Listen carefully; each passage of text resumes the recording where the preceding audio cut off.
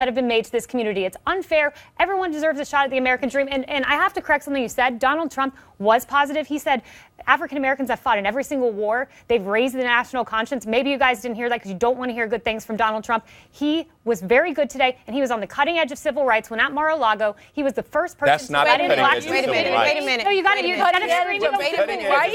This is what everyone does. Civil rights in Mar-a-Lago. Don't go together. Kaylee, time out. Let me finish what I was saying. Kaylee, but I need you to retract what you said. I know you don't want me to get this fact out there.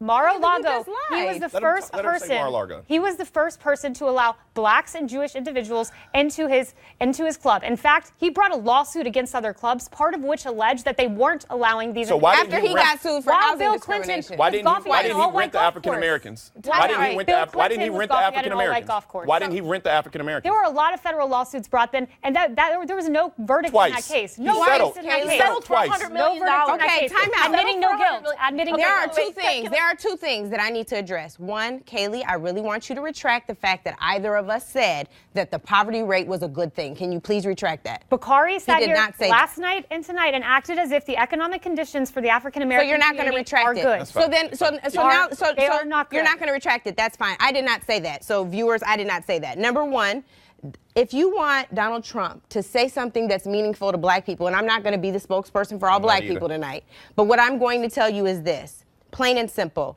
He can disavow his racist butler. He can apologize for those 2 housing discriminations from the Department of Justice. He can tell me that Black Lives Matter protester who he said deserved to get beat up, he can retract that and apologize for that. He can tell me that he never meant to say those legal fees of that guy that punched that black man in the face at his rally should have happened. He can apologize for the Indian man that was thrown out of his rally today. He can apologize to the Central Park 5 for taking out that full-page ad. I'm not done. I'm just getting started, and I haven't even got to last July. My only point to you is this.